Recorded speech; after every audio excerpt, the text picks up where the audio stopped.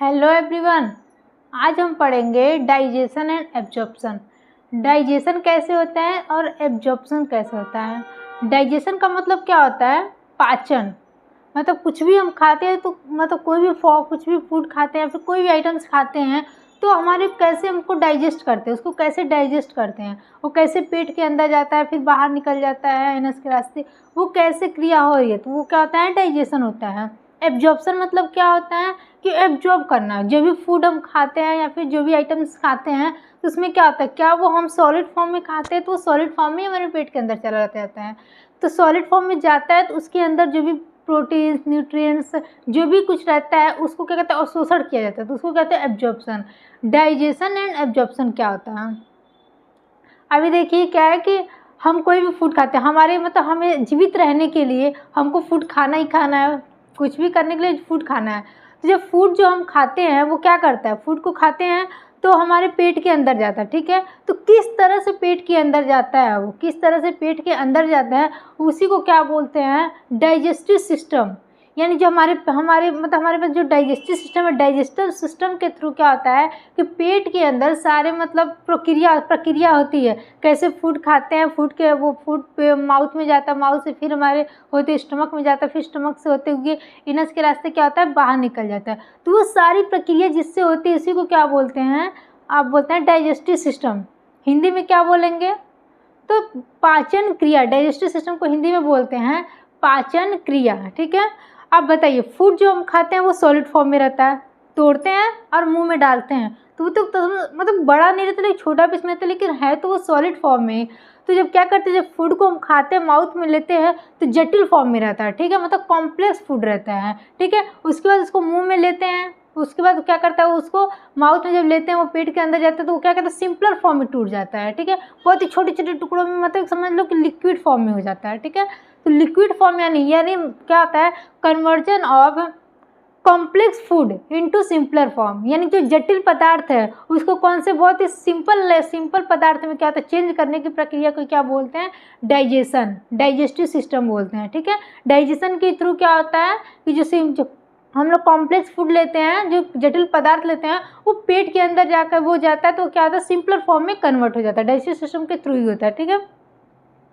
एक तरह से समझ लो कि डाइजेस्टिव सिस्टम क्या है, एक फैक्ट्री हो गया, प्लांट हो गया, उसी का मतलब उसी की तरह है। जैसे क्या फैक्ट्री में होता है, मशीनें बड़ी बड़ी होती है, उसमें सारी प्रक्रिया लाइन वाइज होती है कि क्या होता है कि उसमें कोई भी फैक्ट्री देख लो, मतलब समझ लो तो आटा पीसने वाला मशीन देख लो, ठीक है। आटा पीसने वाले मशीन में क्या होता है, सारी मशीनें लगी होती है, फिर उसमें हम क्या करते हैं, गेहूं को डालते हैं, उसमें आटा पीसता है, अंदर से मशीन लगी होती है, फिर उसके बाद वो आटा को बाहर निकालता है, बोरी में लेते उसको मतलब बांध के फिर हम लोग रेडी करते हैं। तो वो क्या एक तरह से प्रक्रिया है ना कि आटा को डालो, फिर उसके अंदर आटा थोड़ा फॉर्म मतलब इस थोड़ा जटिल फॉर्म में होगा, फिर उसको और ज़्यादा महीन करेगा, थोड़ा और महीन करेगा। वो सारी प्रक्रिया क्या होती है, एक सिस्टम के थ्रू होती है, ठीक है। कंप्यूटर का सिस्टम ले लो, क्या हो गया, कीबोर्ड होता है, माउस होता है उसमें, और सीपीयू होता है, जितने भी मतलब मॉनिटर्स होते हैं वो सारे क्या ग्रुप है ना, तो उसी को क्या बोलते हैं, सिस्टम बोलते हैं। तो वैसे हमारे बॉडी में भी क्या है, डाइजेस्टिव सिस्टम है। एक सिस्टम के थ्रू क्या होता है कि जितने भी फूड हम खाते हैं वो सिस्टम के थ्रू धीरे धीरे लाइन वाइज कहता है पेट के अंदर जाता है, फिर वो क्या करता है, जो अपशिष्ट होते हैं, जो मतलब एब्जॉर्बल नहीं होते, डाइजेस्ट नहीं होते जिस फूड का, वो क्या करता है, बाहर निकल जाता है।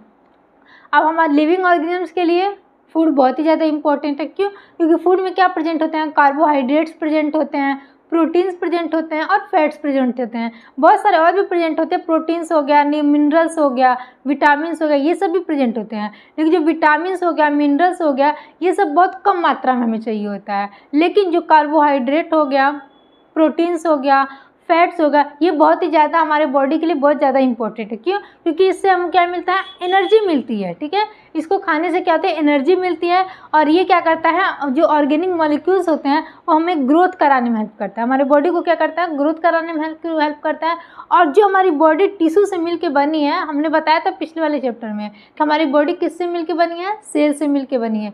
सेल्स के बाद क्या बनता है, टिश्यू बनता है, बहुत सारे टिश्यूओं की ग्रुप होती है तो ऑर्गन्स बनते हैं, बहुत सारे ऑर्गन्स की ग्रुप होती है तो एक बॉडी का निर्माण होता है, ठीक है। तो वो जो टिश्यू की रिपेयरिंग होती है वो किसके थ्रू होती है, जो भोजन हम लेते हैं उसमें जो कार्बोहाइड्रेट्स होता है, प्रोटीन्स होता है, फैट्स होता है, उसी के थ्रू क्या होता है, टिश्यू की निर्माण होती है, ठीक है। टिश्यू में क्या होता है, मेंटेनेंस होता है। ठीक है। तो जो कार्बोहाइड्रेट्स होता है वो उसमें क्या जो फूड में कार्बोहाइड्रेट्स, जिस फूड में कार्बोहाइड्रेट्स होता है वो क्या काम करता है, तो क्या एनर्जी का सोर्स होता है। कार्बोहाइड्रेट्स में क्या होता है, एनर्जी का स्रोत होता है। जो प्रोटीन्स होता है उसमें क्या होता है, उसमें क्या होता है कि बॉडी बिल्डिंग, हमारी बॉडी को क्या कहता है, बिल्डिंग करने का काम न्यूट्रिशन का होता है। न्यूट्रिशन के थ्रू क्या होता है, हमारी बॉडी में बिल्डिंग होती है, हमारी बॉडी की बनावट अच्छे से होती है। ठीक है। जो फैट्स होता है वो क्या होता है, रिजर्व फूड मटेरियल्स होता है। उसमें जितने फूड मटेरियल्स होते हैं वो सारे मतलब उसका भंडार एक तरह से समझ लो है। ठीक है। अब जो विटामिन्स होते हैं, ठीक है, ये तो बता दिए कि हमें बहुत ज़्यादा चाहिए होता है फूड में। अब जो विटामिन्स हो गया, मिनरल्स हो गया, इसकी भी नीड है हमें, ऐसा नहीं कि इसकी नीड नहीं है हमें, लेकिन इसकी नीड है लेकिन बहुत ही कम क्वांटिटी में, इसकी बहुत ज़्यादा क्वांटिटी नहीं है। क्यों? क्योंकि जो विटामिन्स मिनरल्स हैं उसमें क्या होता है, वो डाइजेस्ट नहीं होता है। ठीक है। वो हमारे फूड के अंदर क्या होता है, वो क्या होता है, डाइजेस्ट, उसका डाइजेशन नहीं होता है, उसका एब्जॉर्प्शन होता है। ठीक है। उसको उसमें एब्जॉर्ब करते हैं, विटामिन्स को क्या, मिनरल्स को एब्जॉर्ब करते हैं। ठीक है। जो विटामिन्स होता है वो क्या करता है, हमें एनर्जी प्रोवाइड नहीं करता है। ठीक है। हमारे मेटाबॉलिक जो रिएक्शंस, हमारे बॉडी के अंदर जो भी मेटाबॉलिक रिएक्शंस होते हैं उसमें ये क्या करता है, पार्टिसिपेट करता है, उसमें हेल्प करता है। ठीक है। और जो भी एनर्जी एंजाइमेटिक प्रोटीन्स होता है उसमें क्या करता है, उसमें हेल्प करता है। ये बहुत ही कम मात्रा में मिलनी चाहिए। और ये जितनी भी प्रक्रिया होती है वो डाइजेस्टिव सिस्टम के थ्रू होती है। ठीक है। जो डाइजेस्टिव सिस्टम होता है, ठीक है, जो पाचन प्रक्रिया होती है वो एक फिजियोकेमिकल प्रक्रिया है। अब फिजियोकेमिकल प्रक्रिया क्या होती है, तो फिजियोकेमिकल, फिजियो मीन्स क्या होता है, फिजिकली, और केमिकल मीन्स क्या होता है, केमिकली। यानी क्या होता है, जो फूड का डाइजेशन होता है वो फिजिकली तरह से भी होता है और केमिकल तरह से। कैसे फिजिकली तरह से होता है, फूड को क्या करते हैं, लेते हैं माउथ में रखते हैं, उसको क्या करते हैं, च्यूइंग करते हैं, मतलब चबाते हैं, बहुत ज़्यादा फूड को चबाते हैं, तो माउथ से चबा रहे हैं, वो क्या एक तरह से फिजिकली प्रक्रिया हो गई। उसके बाद से फूड में क्या करते हैं, हम सलाइवा मिक्स करते हैं, सलाइवा मिक्स करके फूड में उसको खूब ज़्यादा क्या करते हैं, बहुत ही ज़्यादा लिक्विड फॉर्म में कन्वर्ट करते हैं। सलाइवा मिक्स करते हैं तो क्या कि केमिकल प्रोसेस हो गया, बहुत सारे एंजाइम्स है जो फूड के साथ मिक्स हो जाते हैं, तो क्या होगा, आपका केमिकल प्रोसेस हो गया। इसे डाइजेस्टिव सिस्टम क्या है, एक फिजियोकेमिकल प्रक्रिया है जिसमें फिजिकली तरह से भी काम करता है और केमिकली तरह से भी काम करता है। ठीक है। अब चलिए देखते हैं, अब डाइजेशन जो होता है, डाइजेस्टिव सिस्टम्स है वो कितनी तरह से होता है, डाइजेशन पाचन क्रिया कितनी तरह से होता है। तो जो हमारे बॉडी के अंदर पाचन क्रिया होती है वो दो तरह से होती है। पाचन क्रिया कितनी तरह से होती है, दो तरह से होती है। अब कौन कौन से तरह से होती है, एक होता है एलिमेंट्री कैनाल के द्वारा। ठीक है। एलिमेंट्री कैनाल को हिंदी में क्या बोलते हैं, आहार नाल। और सेकेंड क्या होते हैं, डाइजेस्टिव ग्लैंड के थ्रू होती है। डाइजेस्टिव ग्लैंड को हिंदी में क्या बोलते हैं, तो पाचन ग्रंथि बोलते हैं हम। ठीक है। एलिमेंट्री कैनाल के थ्रू और डाइजेस्टिव ग्लैंड के थ्रू, इन दोनों के थ्रू क्या होता है, हमारा डाइजेस्टिव सिस्टम पूरी प्रक्रिया कंप्लीट इसी के थ्रू होती है। ठीक है। अब समझिए एलिमेंट्री कैनाल क्या होता है। एलिमेंट्री कैनाल क्या है, एक ट्यूब है, एक नली है जो हमारे माउथ से होते हुए कहाँ तक, हमारे एनस तक क्या होता है, पूरा फिट एक लाइन में बिछा हुआ है। और इसी के थ्रू क्या होता है, जो भोजन हम खाते हैं इसी के थ्रू पूरे रास्ते पर भोजन क्या होता है, घूमते हुए पूरा पहुंचता है, अपनी पूरी प्रक्रिया कंप्लीट करती है। जो भी उसकी प्रक्रिया वो बीच में होती है, लेकिन माउथ से होकर एनस तक जो प्रक्रिया होती है जिस ट्यूब के थ्रू होती है उसी को क्या बोलते हैं, एलिमेंट्री कैनाल्स बोलते हैं। ठीक है। इसमें क्या होता है कि पोषक तत्वों को क्या करता है, ये अवशोषित करता है। ठीक है। पोषक तत्वों को अवशोषित करने का काम करता है। और जो डाइजेस्टिव ग्लैंड, अब डाइजेस्टिव ग्लैंड का इसमें क्या इंपॉर्टेंट रोल है, तो डाइजेस्टिव ग्लैंड क्या करता है कि जब हम फूड खाते हैं, ठीक है, जब भोजन हम खाते हैं तो जो फूड क्या करता है, माउथ में लेके फिर इनस से जो प्रक्रिया होती है तो क्या करता है, साइड साइड की क्या करता है, फूड को साइड साइड से एंजाइम्स छोड़ता है। ठीक है। कुछ एंजाइम्स देता है, कुछ ग्रंथ मतलब एंजाइम्स छोड़ता है, जिससे क्या होता है, फूड में जो भी मतलब बैक्टीरिया वगैरह अगर रहते तो मर जाते हैं। ठीक है। वो क्या करता है, उसमें से पाचन की क्रिया में साइड साइड से क्या करता है, एंजाइम, कुछ ग्रंथि होती है जो क्या कहते हैं, एंजाइम्स छोड़ती है। तो ये क्या कहते हैं, डाइजेस्टिव ग्लैंड, एलिमेंट्री कैनाल और डाइजेस्टिव ग्लैंड। अब फिर आते हैं हम लोग एलिमेंट्री कैनाल। चलिए अब देखते हैं कि एलिमेंट्री कैनाल से होता है, जो आहार नली होता है उसके थ्रू डाइजेस्टिव सिस्टम कंप्लीट कैसे होता है। तो सबसे पहले हम फूड को क्या करते हैं, मुंह में रखते हैं। ठीक है। तो यानी इसको माउथ में रखते हैं, उसको क्या बोलते हैं, बक्कल कैविटी बोलते हैं, यानी हिंदी में बोलेंगे मुख गुहा। ठीक है। माउथ में लेंगे, बक्कल कैविटी का क्या काम है, फूड को क्या करना है, चबाना, च्यूइंग करना है। फूड को क्या करता है, बहुत ज़्यादा चबाता है और उसमें लार ग्रंथि को क्या करता है, फूड में मिक्स करता है। जो लार ग्रंथि होती है, जो सलाइवा होता है, सलाइवा को उस फूड में क्या करता है, मिक्स करने का काम करता है। ये जो बक्कल कैविटी हमारी, ठीक है, ये बक्कल कैविटी है, इस फूड को अब हम रख लेते हैं। उसके बाद से बक्कल कैविटी के बाद फेरिंग्स जो होता है, ग्रसनी होता है, उसके थ्रू क्या होता है, फूड हमारा ओइसोफेगस में पहुंचता है। ओइसोफेगस में पहुंचता है, ओइसोफेगस को हिंदी में क्या बोलते हैं, ग्रास नली। ठीक है। वो ग्रास नली में पहुंचता है। ग्रास नली का क्या काम होता है कि फूड को पेट तक पहुंचाने का काम होता है। गैस नली का क्या काम होता है, फूड को पेट तक। अभी इसके और भी सिस्टम्स है, इसके अंदर कैसे कैसे प्रक्रिया होती है सब हम बताएंगे। अभी हम आपको ओवरव्यू बता दे रहे हैं कि किस तरह से एलिमेंट्री कैनाल में डाइजेस्टिव सिस्टम कंप्लीट होता है, ये हम आपको बता दे रहे हैं। फिर एक बारी बारी से हम सब बताएंगे, बक्कल कैविटी में कैसे क्या काम होता है, ओएसोफेगस में क्या काम होता है, ये सब हम बताएंगे, ठीक है। तो ओएसोफेगस में क्या हुआ कि फूड को क्या करता है, पेट तक पहुंचाने का काम करता है, स्टमक तक पहुंचाने का काम करता है। उसके बाद फूड कहाँ पहुंचता है, तो वो स्टमक में पहुंचता है। स्टमक को हिंदी में क्या बोलते हैं, अग्नाशय। तो स्टमक में जब पहुंचता है तो स्टमक का क्या काम होता है, भोजन को क्या करता है, वो पचाने का काम करता है। जो फूड हम खाए रहते हैं उसको क्या करता है, पचा लेता है फूड, स्टमक, अग्नाशय, ठीक है। उसके बाद स्टमक के बाद कहाँ फूड जाता है, हमारा स्मॉल इंटेस्टाइन में जाता है। किस में जाता है, स्मॉल इंटेस्टाइन, जिसको हिंदी में क्या बोलते हैं, छोटी आंत, ठीक है। छोटी आंत में क्या होता है, सबसे ज़्यादा मतलब स्टमक में तो कुछ पाचन होती है, लेकिन कुछ अधिकांश जो फूड में जो कुछ और भी होते हैं जो डाइजेस्ट नहीं हो पाता है फूड, वो किस में होती है, हमारी स्मॉल इंटेस्टाइन में होती है। और कुछ उसमें से अवशोषित करने वाले पदार्थ जो होते हैं, तो उससे पदार्थ से कुछ अवशोषण करने वाले होते हैं। जैसे आपको हमने क्या बताया था, विटामिन हो गया, मिनरल्स हो गया। तो विटामिन मिनरल्स को क्या करता है, ये अवशोषण कर लेता है। स्मॉल इंटेस्टाइन में क्या होता है, विटामिन और मिनरल्स को और भी कुछ होंगे उसको क्या करते हैं, अवशोषित कर लेते हैं, एब्जॉर्ब कर लेते हैं। स्मॉल इंटेस्टाइन में ये होती है, यानी छोटी आंत में होती है। अब स्मॉल इंटेस्टाइन से हमारा फूड कहाँ पहुँचता है, तो लार्ज इंटेस्टाइन में पहुँचता है, यानी हिंदी में क्या बोलेंगे, बड़ी आंत। क्या बोलेंगे, बड़ी आंत है, उसमें फूड जाता है। अब बड़ी आंत में क्या काम होता है कि फूड में से वाटर को एब्जॉर्ब कर लेना। फूड में तो वाटर भी प्रेजेंट होंगे, तो वाटर क्या करता है, वाटर को एब्जॉर्ब करने का काम करता है बड़ी आंत में। फूड को क्या करते हैं, उसमें से वाटर को एब्जॉर्ब करता है। अब लार्ज इंटेस्टाइन से क्या होता है, फूड कहाँ भेजा जाता है, तो गुदा में, यानी एनस में भेजा जाता है। एनस के रास्ते क्या होता है, हमारा फूड बाहर हो जाता है। तो इस माध्यम से क्या हो गया कि आपका एलिमेंट्री कैनाल के थ्रू क्या होता है, जो फूड होता है वो डाइजेस्टिव सिस्टम की प्रक्रिया कंप्लीट कर लेता है। ये समझ में आ गया। अभी मैंने बताया डाइजेस्टिव ग्लैंड में क्या होता है, इसे मुंह में रखे हैं तो लार ग्रंथि क्या करती है कि लार सलाइवरी ग्लैंड में तो सलाइवा छोड़ती है। तो क्या हो गया, इस तरह सलाइवा छोड़ी तो ग्रंथि है।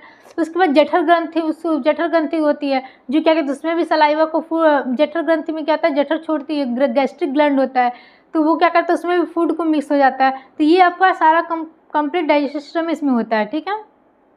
यहाँ तक आपको क्लियर हो गया, यहाँ तक समझ में आया, ठीक है। अभी मैं देखूंगी कि बकल कैविटी, हमने बता दिया डाइजेस्टिव एलिमेंट्री कैनाल में क्या क्या होता है। सबसे पहले फूड को किस में लेते हैं, बकल कैविटी में। तो अब बकल कैविटी को हम देखते हैं। बकल कैविटी का इमेज देखिए दिखाया है, तो इसमें क्या क्या होते हैं, कैसे कैसे होते हैं, ये हम समझेंगे। तो बकल कैविटी को हिंदी में क्या बोलते हैं, मुख गुहा। इसको ओरल कैविटी भी बोल सकते हैं और माउथ कैविटी भी बोल सकते हैं, ठीक है।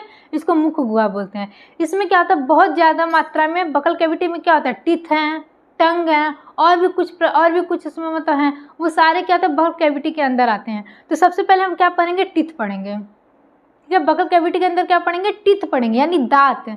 दांतों का क्या काम होता है, फूड के लिए दांतों का क्या काम है, सबसे पहले हम ये पढ़ेंगे।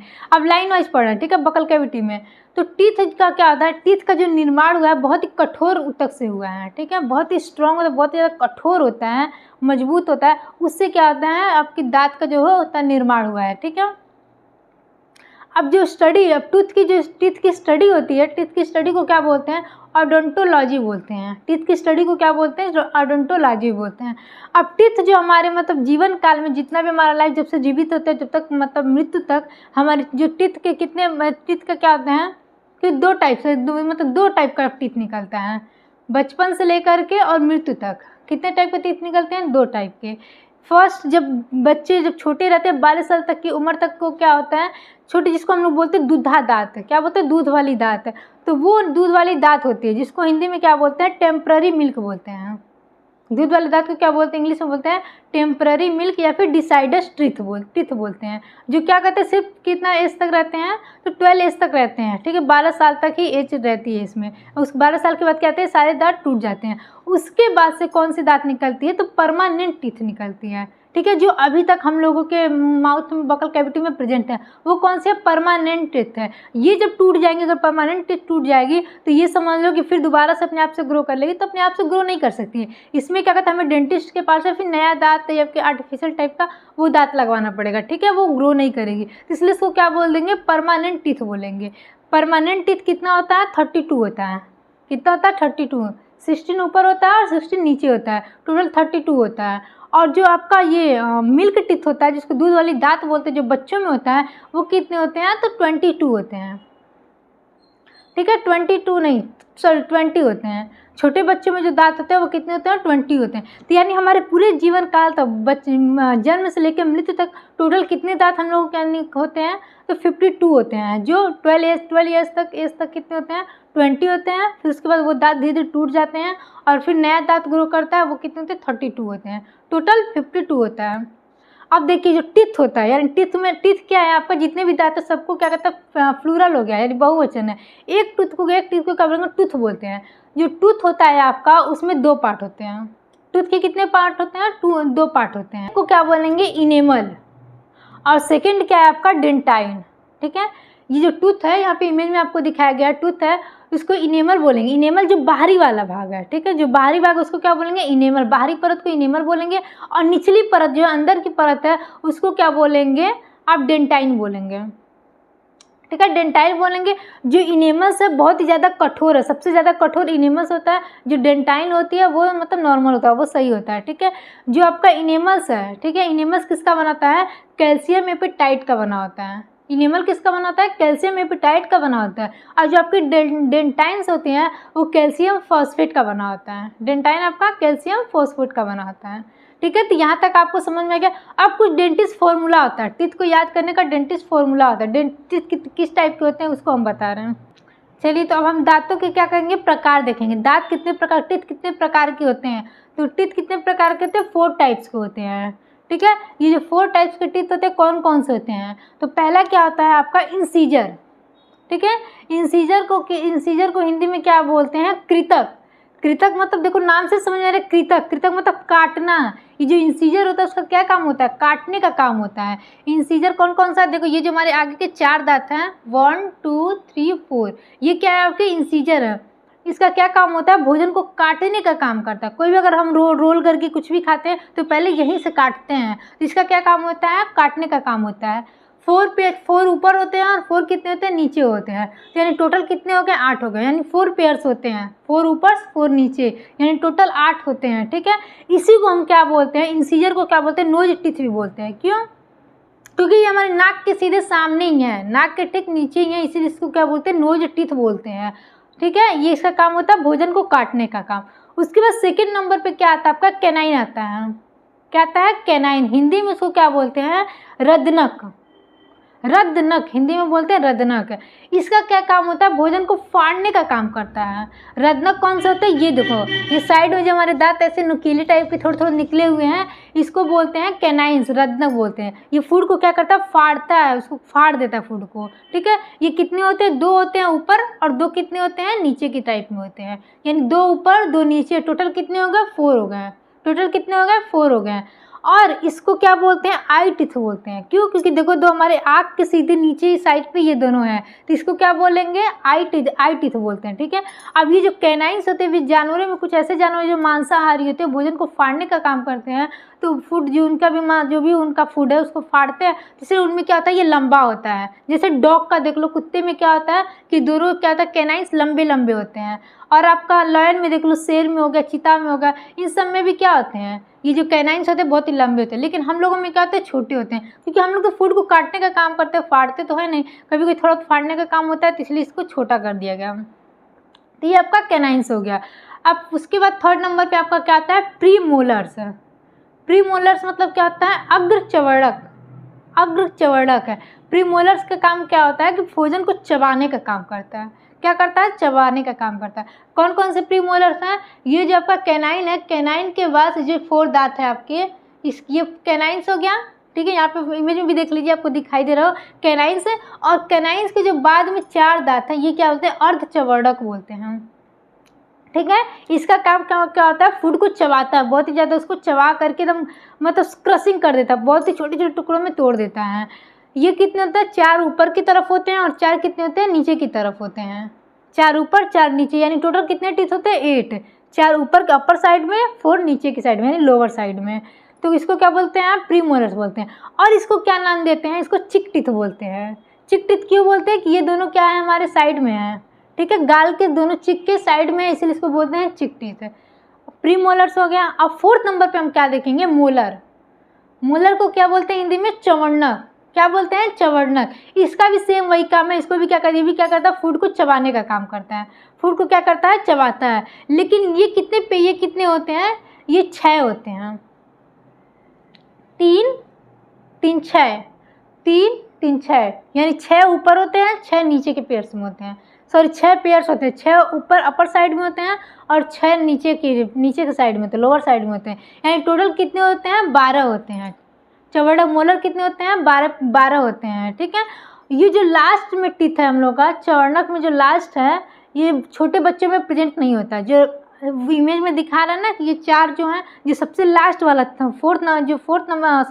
थर्ड नंबर पे जो है वो क्या होते हैं, छोटे बच्चों में यही नहीं प्रेजेंट होते हैं। ठीक है, इसी को अक्ल दाढ़ भी बोलते हैं। क्या बोलते हैं, अक्ल की दांत या फिर अक्ल दाढ़ बहुत लोग बोलते हैं, तो इसी को मोलर को ही बोलते हैं। और जो आपका प्री मोलर्स है ये भी छोटे बच्चों में नहीं प्रेजेंट होता। प्री मोलर जो होता है हमने आपको बताया कि 4 होते हैं, 2 इधर 2 इधर 2 इधर 2 इधर। ठीक है, यानी 4 ऊपर 4 नीचे। ये भी छोटे बच्चों में नहीं होता है। जब इनका दूसरा दांत टूट जाता है, ठीक है, डिसाइडेड टीथ क्या होते हैं, टूट जाते हैं। फिर जो नया हम लोगों में युवावस्था होता है, हम लोग जब दांत निकलते जैसे, तो उसमें क्या होता है, तब जाके प्री मोलर्स निकलना स्टार्ट होता है। ये छोटे बच्चों में नहीं प्रेजेंट होता है। ठीक है, तो यानी दांत की अरेंजमेंट कैसी है, अपर जाम में होती है, नीचे जाम, लोअर जाम में, ये दोनों साइड में क्या होती है, दांत की क्या होती है, अरेंजमेंट होती है। अब जो कुछ डेंटिस्ट फॉर्मूला आता है, दांत को क्या याद करने के लिए क्या होता है, डेंटिस्ट फॉर्मूला। पहले क्या बोलते हैं, ICPM। I means incisor, C means canine, PM means pre molar, M means molar. ICPM। अब इसका देखते हैं फॉर्मूला क्या देखते हैं, पहले एडल्ट का देखेंगे। पहले बच्चों में अलग होता है फॉर्मूला और बच्चों और एडल्ट में अलग होता है। तो एडल्ट का फॉर्मूला क्या देखते हैं, I means incisor. Incisor total कितने होते हैं पता है ना। अब ये दांत का जो बीच वाला यहाँ से है, ठीक है, जो इंसीजर होता है, इंसीजर का ये 4 पार्ट है, यहाँ से दोनों से क्या करते हैं, इधर के पार्ट को पहले ऊपर के साइड से उधर के पार्ट को हम इसके अकॉर्डिंग क्या करेंगे, डेंटिस्ट फॉर्मूला है।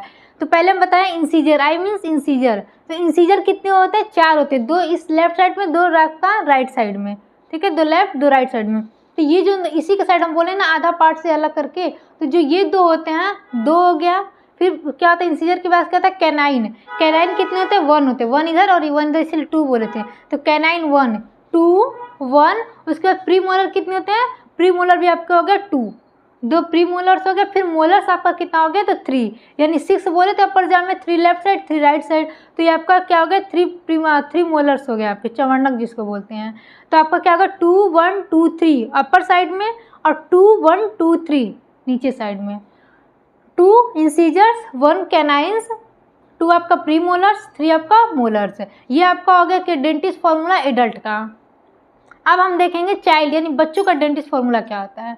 तो बच्चों में भी क्या हमने बताया था कि ये इंसीजर्स होते हैं, 2 होते हैं, तो 2 हो गया। फिर उसके बाद से 1 अब उनका क्या हो गया, कैनाइन्स हो गया। लेकिन हमने बताया था प्री मोलर्स जो होता है वो बच्चों में नहीं पाया जाता है, इसलिए उसको क्या, उसकी जगह पे क्या लेंगे, प्री मोलर की जगह लिखेंगे 0 लिख देंगे। ठीक है, और जो मोलर्स होते हैं वो बच्चों में, उसको बताया था लास्ट वाला, लेकिन नहीं पाया जाता। हमने बोला था ना कि जो लास्ट में थर्ड वाला है मोलर्स, वो बच्चों में नहीं पाया जाता है, इसलिए उसको भी क्या करेंगे, 2 करेंगे। यानी 2 1 0 2 अपर साइड में, 2 1 0 2 लोअर साइड में। तो बच्चों का फॉर्मूला आ गया, एडल्ट का फॉर्मूला 2 1 2 3 अपॉन 2 1 2 3। और जो बच्चों का अगर 2 0 2 3 अपॉन 2 0 2 2 0 2 2 अपॉन 2 0 2 2। 2 बच्चों में क्या होता है, 2 1 0 2 अपॉन 2 1 0 2। ये बच्चों का फॉर्मूला आ गया। यहाँ तक समझ में आ गया अच्छे से, कोई प्रॉब्लम। चलिए, तो यहाँ तक आपको समझ में आ गया। बकल कैविटी में टीथ अब बता दिए। अब उसके बाद क्या रोल है, टंग का। क्या, टंग देखते हैं, जो जीभ होती है हमारी, ये भी तो बकल कैविटी में फूड को क्या करता है, फूड के मतलब मिलाने का काम करता है फूड को। इसमें से क्या होता है, लार निकलते हैं, तो वो बच्चा का। तो चलिए टंग क्या होता है। टंग क्या है, मस्कुलर ऑर्गन्स है। क्या है, मस्कुलर ऑर्गन। मस्कुलर ऑर्गन्स क्यों बोलते हैं, क्योंकि ये मसल्स का बना होता है। ठीक में, इसमें क्या होते हैं, बोन्स या फिर बोन्स नहीं होते, कुछ भी मतलब कोई ठोस पदार्थ नहीं। क्या होता है, बहुत ही ज़्यादा फ्लेक्सिबल होते हैं, लचीले होते हैं और मसल्स के बने होते हैं। ठीक है, ये किससे अटैच होते हैं, ये ओरल कैविटी के सरफेस से, यानी सतह, ओरल कैविटी के सतह से अटैच होते हैं। अब किसके द्वारा अटैच होते हैं, फ्रेनुलम। किसके द्वारा होते हैं? फ्रेनुलम के द्वारा। जो टंग होते हैं हमारे बकल कैविटी से क्या होते हैं? अटैच होते हैं। यानी mosquito buccal cavity attach to the floor of the oral cavity by frenulum. Tongue is attach to the floor of buccal cavity by frenulum. Frenulum के द्वारा क्या होता है? बकल कैविटी से अटैच होता है या फिर ओरल कैविटी से। ठीक है। अब जो टंग होता है हमारा, उस पर सबसे ऊपरी सतह पे क्या होता है? प्रोजेक्शन होता है। स्मॉल प्रोजेक्शन मतलब क्या? फिंगर बहुत छोटे छोटे निकले टाइप के होते हैं। एक तरह समझ सिलिया, जैसे सिलिया होता है, फ्लैजला होता है ना, वैसे छोटे प्रोजेक्शन लाइक स्ट्रक्चर होते हैं। ठीक है। उसी को उसको क्या बोलते हैं? पैपिली बोलते हैं। क्या बोलते हैं? पैपिली। पैपिली का क्या काम होता है? ये क्या करता है? जो फूड हम खाते हैं ना, उसी को टेस्ट प्रोवाइड करता है। फूड जो खाते हैं, फूड हमको कोई भी चीज़ खाते हैं, फूड ही नहीं कोई भी चीज़ खाते हैं तो हमको टेस्ट पता चलता है कि हाँ ये मीठा है खाने में, ये तीखा है, ये नमकीन है, ये बहुत ज़्यादा मतलब टेस्टी है। कि कैसे होता है? ये जो पैपिली होता है इसी के थ्रू क्या होता है? हमें टेस्ट पता चलते हैं। ठीक है। इसमें छोटे छोटे बर्ड होते हैं, इसी के थ्रू हमें टेस्ट पता चलता है। ठीक है। टंग का क्या काम हो गया? Test, helping test. टेस्ट को क्या करता है? जो भी टेस्ट प्रोवाइड करता है वो टंग से ही हमें पता चलता है। चीविंग करने का काम करता है। दांत से तो हम चबा रहे हैं, लेकिन क्या होता है? फूड चबा रहे हैं तो दांत में साइड साइड में तो जाके बैठ सकता है, लेकिन जो टंग होता है बीच में भी जाके बैठ जाएगा। लेकिन टंग क्या करता है? टंग का क्या रोल होता है कि बीच में फिर जाके दांत के बीच में ला के करता है। टंग क्या होता है? घूमता रहता है, वो बीच में फिर ला के फूड को करता है। फूड को क्या चबाने में हेल्प करता है। और क्या करता है? स्वेलिंग करने में, निगलने में। अगर टंग ना रहे, इमेजिन करो टंग ना रहे हमारे पास, तो क्या फूड को हम निगल सकते हैं? नहीं। जब फूड को निगलते हैं तो देखना ऐसे किए तो इसमें टंग का रोल गया। तो टंग का रोल और किस में है? जीभ का रोल स्वेलिंग करने में, यानी उसको निगलने में। और उसके बाद से स्पीच यानी बोलने में। अगर हम समझ लिए मेरे पास टंग नहीं है तो हम बोल नहीं सकते हैं। टंग की मदद से टंग क्या करता है? चारों तक घूमता रहता है, वाइब्रेट कर, इसीलिए हम क्या करते हैं? बोल पाते हैं। टंग ना रहे तो हम बोल नहीं, तो इसमें बोलने में भी हेल्प करता है। किस किस काम में हेल्प करता है? टेस्ट में, कोई भी चीज़ खाते हैं वो टेस्ट प्रोवाइड करता है। चीविंग करने में, चबाने में हेल्प करता है। स्वेलिंग करने में, निगलने में हेल्प करता है। और स्पीच करने में यानी बोलने में क्या करता है? हमारी हेल्प करता है टंग। ठीक है। यहाँ तक कोई प्रॉब्लम? ठीक है। यहाँ तक आपको क्लियर हो गया? अब चलिए देखते हैं। अब जो हमारी बकल कैविटी है, ठीक है, इसमें 3 जोड़ी लार ग्रंथि पाई जाती है, यानी सलेवरी ग्लैंड्स है। 3 जोड़ी क्या होती है? सलेवरी ग्लैंड्स प्रेजेंट होती है।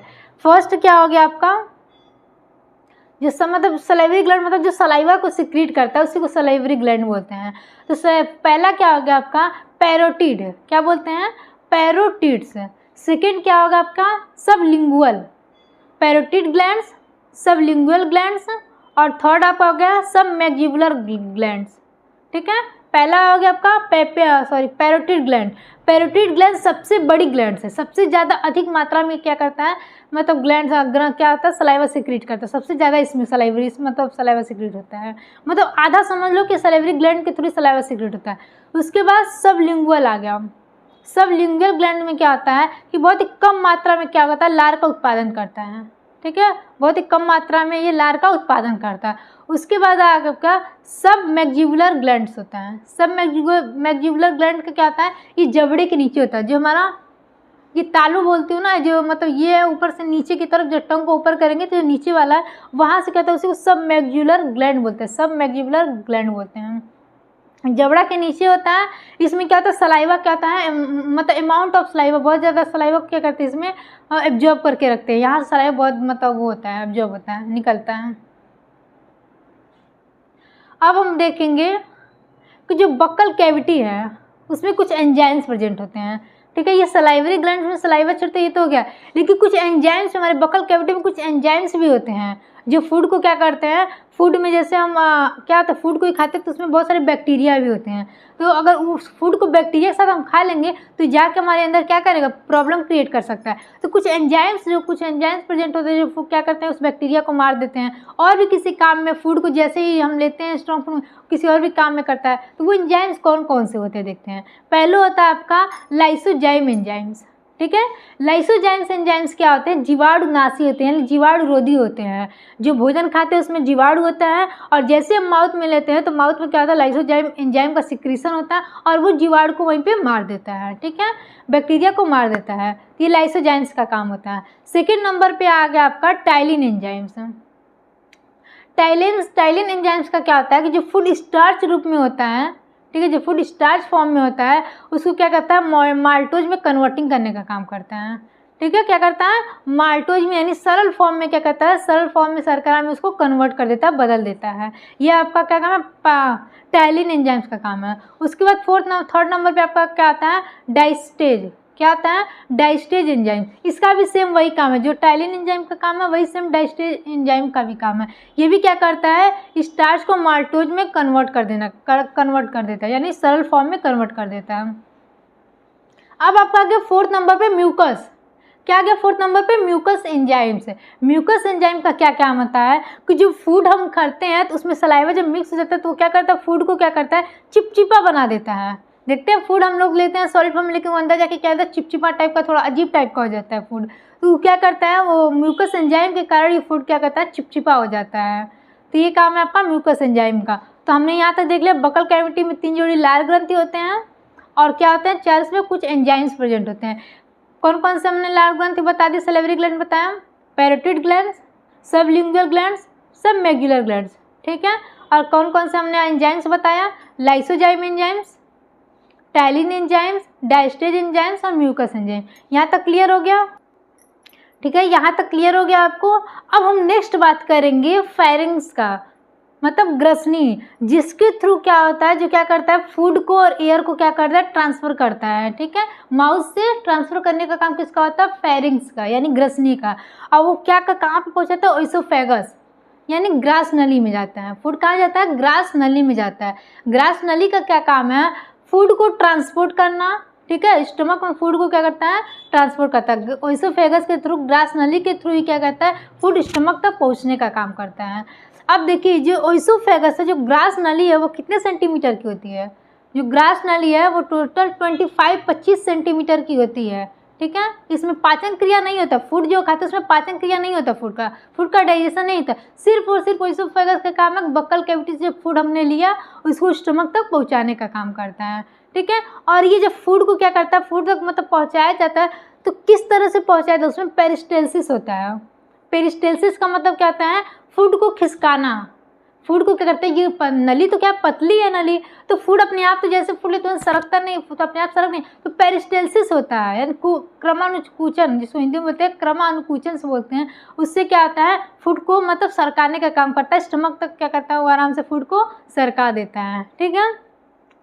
अब देखिए, कभी सोचा है कि जब फूड हम जब खाते तो हमें खाना खाते तो क्या, तो हमें डकार आता है। भोजन जब करते हैं तो डकार आता है। क्यों डकार आता है, जब भोजन करते हैं तो हमें डकार आता है। क्यों डकार आता है, क्योंकि जल्दी जल्दी हम जब भोजन करते हैं तो क्या होता है, उसी ग्रास नली के थ्रू क्या होता है, हवा भी पास कर रहा है, एयर भी पास कर रहा है, फूड भी पास कर रहा है। तो जब आराम आराम से खाते हैं फूड, तो क्या करता है कि आराम से फूड भी मतलब हो जाता है और हवा भी आराम से चल रहा है। लेकिन जब फास्ट मोशन में हम लोग भोजन को क्या करते हैं, जल्दी जल्दी भोजन को खाते हैं, तो उसमें क्या करता है, भोजन के साथ साथ हवा भी क्या होता है, हवा भी एंटर कर लेता है, ठीक है। भोजन के साथ जब हवा एंटर कर लेता है तो स्टमक के पास इतनी स्पेस नहीं होती है कि वो क्या करे, हवा को एब्जॉर्ब करे, हवा को मतलब अपने अंदर रख ले, ठीक है। अंदर को क्या करे, रखने की उसकी जगह नहीं होती है। तो जब जगह नहीं होती उसके अंदर, तो फिर क्या करता है, हवा को फिर बाहर मतलब हवा को बाहर भेजता है। इसलिए हमें क्या होता है, डकार आता है। इसलिए छोटे बच्चों को देखिएगा, जब भी छोटे बच्चों में क्या होता है, छोटे बच्चों को दूध पिलाया जाता है तो वो लोग जल्दी जल्दी दूध पीते हैं, जल्दी जल्दी दूध पीते हैं, तो उनके साथ क्या होता है, हवा भी क्या होता है, एंट्री कर जाता है तो स्टमक में। इसीलिए बच्चों को क्या करते हैं लोग, दूध पिलाने के बाद उसको कहते हैं थपथपाते हैं। थपथपाते क्यों हैं, कि थपथपाते इसलिए है कि जब थपथपाएंगे तो ग्रास नली की तो फिर दोबारा क्या, जो हवा अंदर एंटर किया है स्टमक में वो बाहर निकल जाए, ठीक है। वरना अगर नहीं उसको थपथपाएंगे, बच्चा डकार नहीं लेगा, हवा को बाहर नहीं निकालेगा, तो जैसे इसको थोड़ा लेटाएंगे तुरंत वो क्या करेगा, जितना भी दूध पिया रहेगा वो दोबारा दूध सारा बाहर आ जाएगा, सारा वोमिटिंग कर देगा, ठीक है। तो इसीलिए क्या करते हैं, उसको हम थपथपाने का काम करते हैं। ये हाँ, जब जल्दी जल्दी भोजन करते हैं ओइसोफेगस के थ्रू फूड भी एंटर कर जाते हैं और हवा भी एंटर कर जाते हैं, और स्टमक के पास इतनी जगह नहीं रहती है कि वो हवा को भी रख ले और फूड को भी रख ले। तो यहाँ तक आपको समझ में आ गया। अब नेक्स्ट हम क्या देखेंगे, स्टमक। ये सारी प्रक्रिया किसके थ्रू हो रही है, डाइजेस्टिव सिस्टम के थ्रू हो रही है। एलिमेंट्री कैनाल्स जो है, एलिमेंट्री कैनाल्स के थ्रू ये डाइजेस्टिव सिस्टम की प्रक्रिया कंप्लीट हो रही है। बकल कैविटी में बता दिया हमने, सारा पढ़ लिया। बकल कैविटी में क्या क्या होते हैं, उसमें टीथ का रोल होता है, फूड को च्यूइंग करने का काम, ये भी बता दिया। टंग का क्या काम होता है, टंग क्या करता है, उसको मतलब मिलाने का काम करता है, टेस्ट प्रोवाइड करता है, ये भी इसमें उसका भी तो एलिमेंट्री कैनाल में बहुत ज़्यादा बकल कैविटी में हेल्प होता है, ये भी बता दिया। फेरिंग्स ग्रसनी का क्या काम होता है, ये भी मैंने बता दिया। और इसोफेगस मैंने बताया, ग्रास नली क्या होता है। अब नेक्स्ट हम लोग पढ़ेंगे स्टमक, जिसको हिंदी में क्या बोलते हैं, आमाशय बोलते हैं। स्टमक को हिंदी में बोलते हैं आमाशय।